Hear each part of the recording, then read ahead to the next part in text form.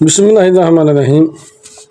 آج کی ویڈیو کا عنوان ہے کہ نفلی حج سے بہتر کام، یہ نفلی حج سے فرضی حج چھوڑ کر جو نفلی حج کرتا ہے نا، اس سے بہتر کام کون سا ہے؟ عبداللہ بن کثیر داری مکی 7 قاریوں میں سے ایک قاری، مکہ معظمہ کے قاضی، فارسی الاصل اور عطر کا کاروبار کرتے تھے۔ مکہ معظمہ میں پیدا ہوئے اور وہیں 120 ہجری میں ان کا انتقال ہوا۔ آپ فرماتے ہیں کہ ایک سال حضرت عبداللہ بن مبارک حج کے لیے روانہ ہوئے، ایک شہر کے پاس سے گزر رہے تھے کہ قافلے والوں کا ایک پرندہ مر گیا، اسے کوڑے کے ڈھیر پر پھینک دیا گیا، یعنی کوڑے کے ڈھیر پر پرندہ پھینک دیا انہوں نے، قافلے والوں نے۔ ابن مبارک کے ساتھی روانہ ہو گئے اور وہ پیچھے رہ گئے، یعنی ساتھی جو روانہ ہو گئے تو وہ پیچھے تھے۔ آپ نے دیکھا کہ ایک لڑکی قریبی گھر سے نکلی، یعنی جو کوڑے کا ڈھیر تھا نا، قریبی گھر سے نکلی لڑکی، اس کے ساتھ جو کہا تھا، اور اس مرے ہوئے پرندے کو اٹھا کر جلدی سے گھر میں داخل ہوگی، یعنی اس لڑکی نے جو پرندہ مرا ہوا انہوں نے پھینکا تھا، اس کو جلدی سے زوری سے اٹھا کر فوراً اپنے گھر میں داخل ہوگی، کوئی دیکھ نہ لے۔ ابن مبارک نے اس لڑکی سے پوچھا کہ کیا یہ معاملہ ہے؟ ابن مبارک نے پوچھا اس لڑکی سے، دوبارہ کٹکایا لڑکی سے پوچھا کہ بیٹا کیا بات ہے؟ اس سے مردہ پرندہ لے لیا۔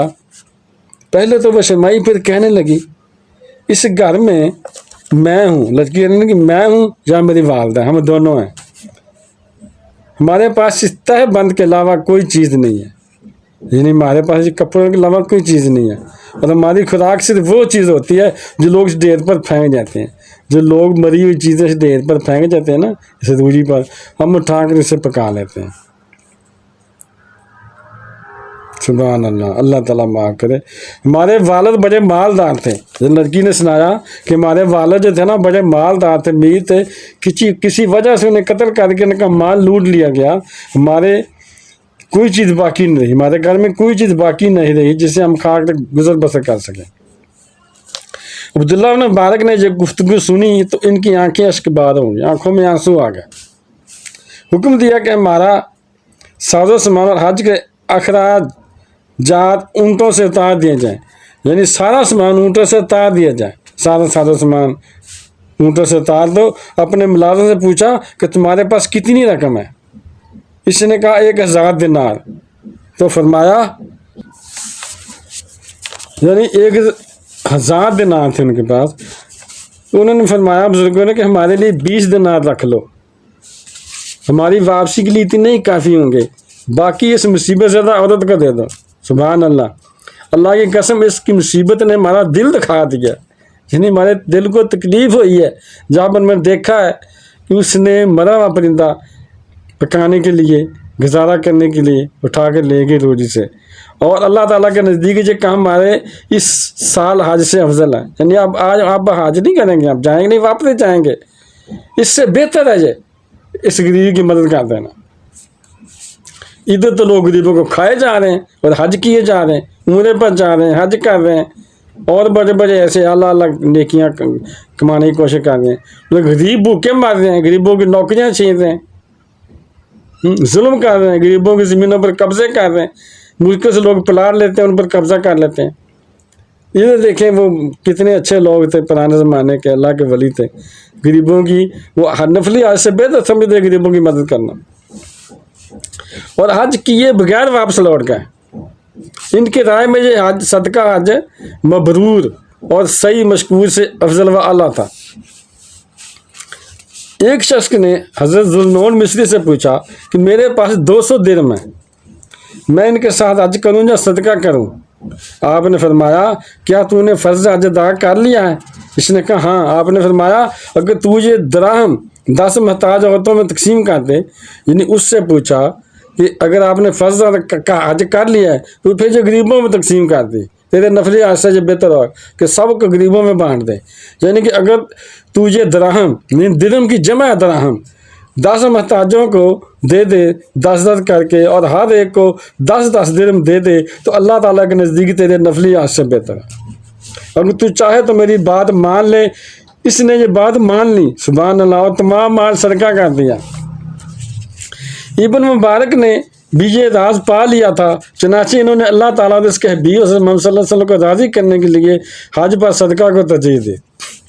ابن مبارک اور ان جیسے دوسرے اکابر قرآن کریم اور وحی رسالت کے چشمے سے سراب ہوئے تھے، اس لیے انہوں نے اپنی جبین نیاز اللہ تعالیٰ کی بارگاہ میں جھکا دی اور اسلام کی بتائی ہوئی سیدھی اور صحیح شاہراہ پر گامزن ہونے کو ترجیح دی، اور وہ یہ کہ تسلیم و رضا کا طریقہ اختیار کیا جائے، دل کو اللہ تعالیٰ کی بارگاہ میں جھکا دیا جائے اور اسی پر بھروسہ کیا جائے۔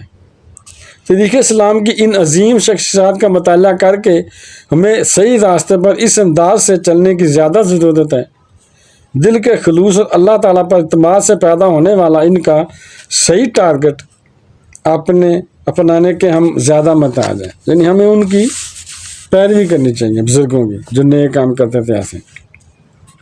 یاد رہے شمس الدین ابو عبداللہ محمد بن احمد ذہبی حافظ اہل حدیث، مورخ، علامہ اور محقق تھے۔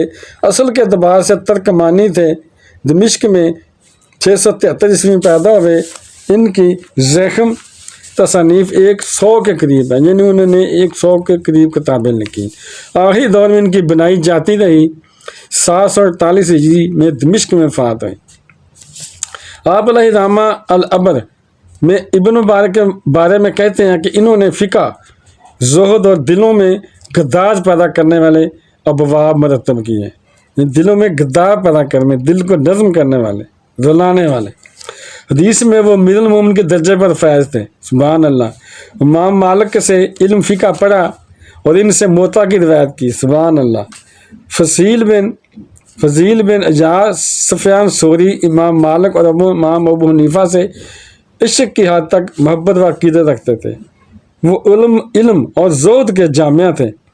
118 ہجری میں مرو میں پیدا ہوئے، رحمۃ اللہ۔ بہن بھائیوں، بیٹے تو بیٹی، اگر آپ کو میری ویڈیو اچھی لگی ہے تو اس کو صدقہ جاریہ سب میں آگے شیئر کر دیں، اور ابھی تک اگر آپ نے میرے چینل کو سبسکرائب نہیں کیا تو لازمی کر لیں، اور بیل کا دبا کر آل پر کلک کر دیں تاکہ میری آنے والی اچھی سے اچھی ویڈیوز آپ کو ملتی رہیں۔ چلو ملتے ہیں نیکسٹ ویڈیو میں۔ السلام علیکم، خدا حافظ۔